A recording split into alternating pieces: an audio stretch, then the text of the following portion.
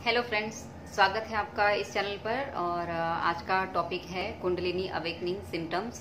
ये पार्ट 2 है वीडियो का। अगर आपने पार्ट 1 नहीं देखा है तो आप मेरे चैनल पर जाकर पार्ट 1 भी देख सकते हैं। उसमें भी मैंने काफ़ी साइन बताए हैं, तो कुछ साइन तब मैं बताना भूल गई थी, तो ये पार्ट 2 में इसके लिए बना रही हूँ कि जो साइन मैंने उसमें नहीं बताए थे वो मैं यहाँ पर कवर कर रही हूँ।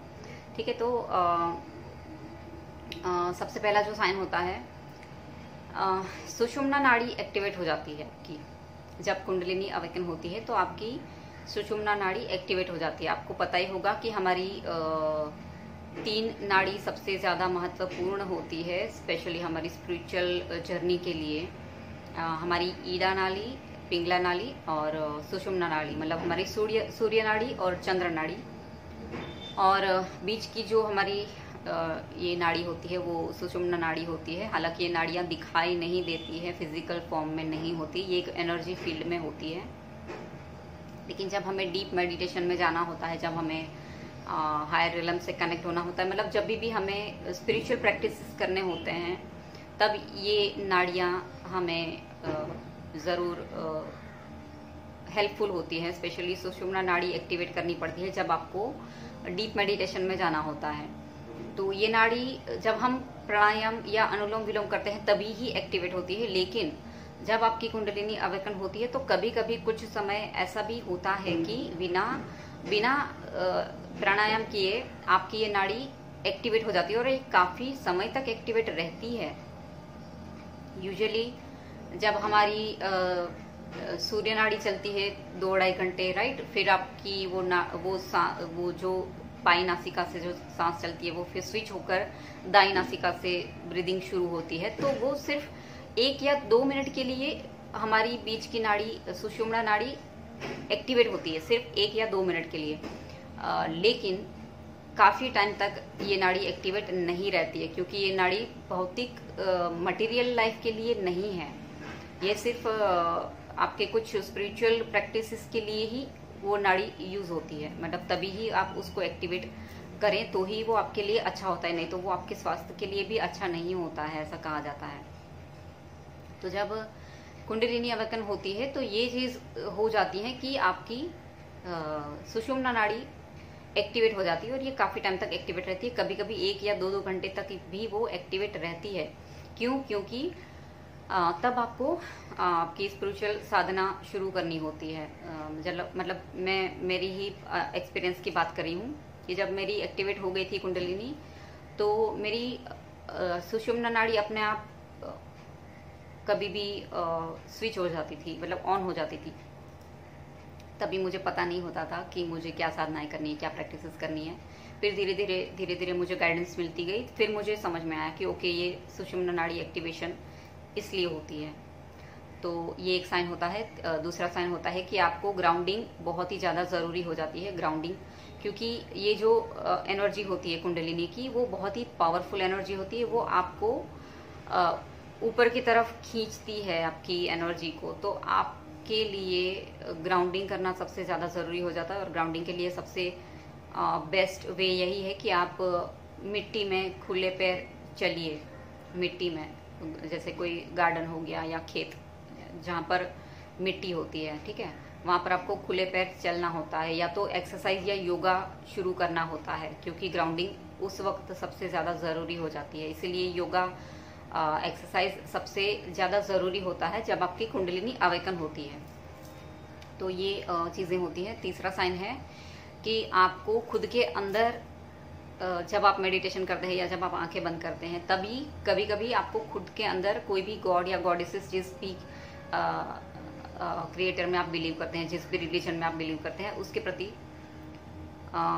जो भी छवि होती है आपके अंदर, वो गॉड या गॉडेसेस की आपको इमेज दिखाई देती है। तो ये कोई भी हो सकते हैं, क्योंकि जैसे मुझे काली माता की आंखें दिखाई देती थी बहुत। तो ये एनर्जी आपसे जुड़ना चाहती होती है, ये एनर्जी आपके साथ होती है, इसकी एनर्जी आपके साथ जुड़ी होती है। इसके लिए किसी किसी को गणपति जी दिखाई देते हैं, किसी किसी को साईं बाबा दिखाई देते हैं। तो ये सबका अलग अलग एक्सपीरियंस हो सकता है। लेकिन काफ़ी लोगों को ये चीज़ होती है कि किसी भी गॉड या गॉडेसेस की इमेज आपको दिखाई देती है जब आप आंख बंद करते हैं या जब आप मेडिटेशन में होते हैं। तो ये भी एक साइन है। और एक साइन है कि डिप्रेशन इस हद तक होता है, इस हद तक डिप्रेशन होता है कि आपको लगता है कि अभी शायद आपके दिमाग की नस फट जाएगी। कभी कभी इस हद तक गुस्सा आता है और इतना वो पेनफुल होता है वो डिप्रेशन कि आपको लगता है कि या तो मेरे दिमाग की नस फट जाएगी या तो मैं पागल हो जाऊंगा।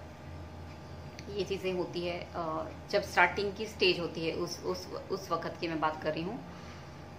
और फिर आप इतना रोते हैं, इतना पर्च करते हैं, रोते हैं, कभी कभी 6-6 घंटा 8-8 घंटा आप बस रोते ही रहते हैं। कभी कभी हमें समझ भी नहीं आता है कि हम इतना रो क्यों रहे हैं, क्योंकि आपके कुछ एंसेस्ट्रल ट्रॉमा जो होते हैं, आपके पूर्वजों के जो कुछ ट्रॉमा या दर्द या वुंड्स होते हैं जो आपके डीएनए में आपके साथ आए होते हैं, वो भी आप रिलीज कर रहे होते हैं पर्चिंग के थ्रू। ये डिवाइन ही कराते हैं।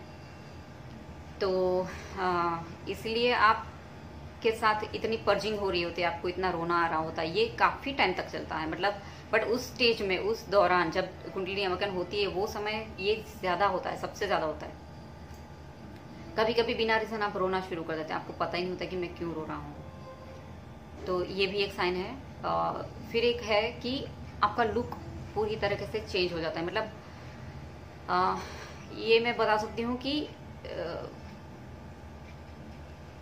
या तो आपका वजन पहले तो बहुत ही बढ़ जाएगा या तो बहुत ही कम हो जाएगा और आपका लुक एकदम चेंज हो जाएगा। मतलब आपको खुद को मिरर में देख के ये लगेगा कि क्या ये मैं ही हूँ, ये कौन है ये इंसान।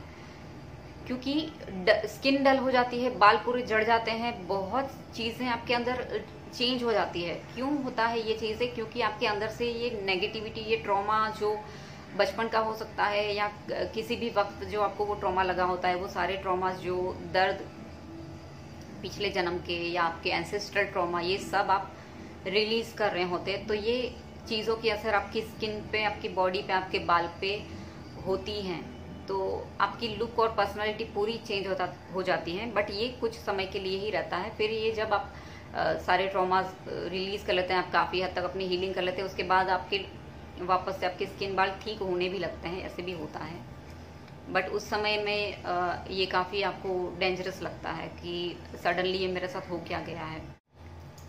और एक साइन है कि जब आप मेडिटेशन करते हैं, मतलब जब आप डीप मेडिटेशन करना स्टार्ट कर देते हैं, धीरे धीरे आप मेडिटेशन सीख लेते हैं, तो कभी कभी आप ये भी फील करते हैं कि आप हवा में तैर रहे हैं। मतलब ड्यूरिंग मेडिटेशन जब आप आंखें बंद होती हैं जब आपकी, तो आपको कभी कभी ये आवाज़ होगा, कभी कभी आपको ये फील होगा कि मैं हवा में फ्लोट कर रहा हूँ। तो ये चीज़ भी हो सकती है आपके साथ, ये साइन भी आपके साथ मैच हो सकता है, शायद ये आप भी एक्सपीरियंस कर सकते हैं। और इसके बाद काफ़ी डिफरेंट अनुभव होते हैं, जैसे आउट ऑफ बॉडी का एक्सपीरियंस होना, ये एक अलग ही एक्सपीरियंस है। इसके ऊपर भी मैं एक वीडियो बनाऊंगी। तो ये कुछ साइन मुझे आपको बताने थे, कुछ शेयर करने थे। तो अगर आपको ये साइन मैच करते हैं या आपको लगता है कि ये वीडियो कुछ भी आपको हेल्पफुल हो रहा है, तो वीडियो को लाइक कीजिएगा, चैनल को सब्सक्राइब कीजिएगा। और मैं मिलती हूँ मेरे अगले वीडियो में। तब तक के लिए ओम नमः शिवाय। Thank you so much.